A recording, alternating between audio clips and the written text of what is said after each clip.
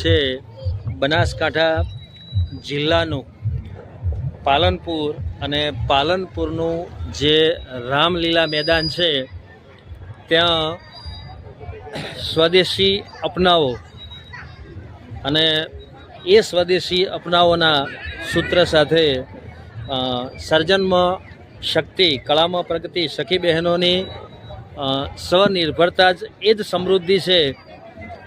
એ માટે અહીં બનાસકાંઠા જિલ્લામાં સરસ મેળો જે છે એનું આયોજન કરેલું છે. નરેન્દ્ર મોદી સાહેબ જે ભારતના વડાપ્રધાન છે એમની એક પહેલ છે કે સ્વદેશી અપનાવો, દેશને સમૃદ્ધ બનાવો. અને આ દેશને સમૃદ્ધ બનાવવા માટે સ્વદેશની અંદર જ, એટલે કે જે પ્રોડક્ટ આપણા દેશમાં જ બને છે એ પ્રોડક્ટને આપણે જો ઉપયોગમાં લઈએ તો ચાઇના હોય, અમેરિકા હોય કે કોઈ પણ કન્ટ્રી હોય અને જો એ ટેરિફ નાખવાની વાત કરે છે તો એ ટેરિફનાથી ડરવાની કોઈ જરૂર નથી. અહીં અલગ અલગ સખી મંડળો છે, એ સખી મંડળો દ્વારા અહીં સ્ટોલ ઊભા કરેલા છે. સૌથી પહેલો આ જે સ્ટોલ છે એ બનાસકાંઠા જિલ્લાનો છે. બીજા નંબરનો જે સ્ટોલ છે એ ચામુંડા સખી મંડળ સાબરકાંઠા, ખુશી મિશન મંગલમ પાટણ, આરતી સ્વ સહાય જૂથ બનાસકાંઠા, જય રામદેવજી વસત વારોડ દાહોદ, એવા અલગ અલગ પ્રકારના અહીં સ્ટોલ લાગેલા છે.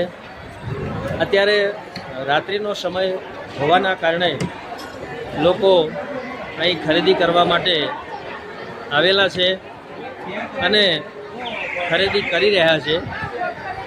સ્વદેશી જે કંઈ વસ્તુઓ છે એ સ્વદેશી વસ્તુઓની જે બનાવટ છે એ બનાવટ દરેક સ્ટોલની અંદર મૂકેલી છે. અને આખા ગુજરાત રાજ્યમાંથી અલગ અલગ જે સખી મંડળો છે એ સખી મંડળો પોતાની જે કંઈ પ્રોડક્ટ છે એ પ્રોડક્ટ લઈ અને અહીં આવેલા છે. લોકોને આ વસ્તુ ખરીદવા માટે અપીલ કરવામાં આવે છે. અને બહેનો જે છે, ખાસ કરીને એ બહેનો આ જે પ્રોડક્ટ છે બધી એ પ્રોડક્ટની ખરીદી કરી રહી છે. તમામ પ્રકારના જે સ્ટોલ છે એ અહીં લાગેલા છે. બધા જ સ્ટોલની અંદર કંઈક ને કંઈક અલગ અલગ વેરાયટી છે. અને આ વેરાયટી આપ જોઈ શકો છો કે, અને આ ખાસ વાત તો એ છે કે આ જે સ્વદેશી મેળો છે એનું નામ સરસ એવું આપેલું છે. અને આ સરસ મેળાની અંદર તમામ વસ્તુઓ સરસ મળે છે. સ્વદેશી અપનાવો, દેશ બચાવો.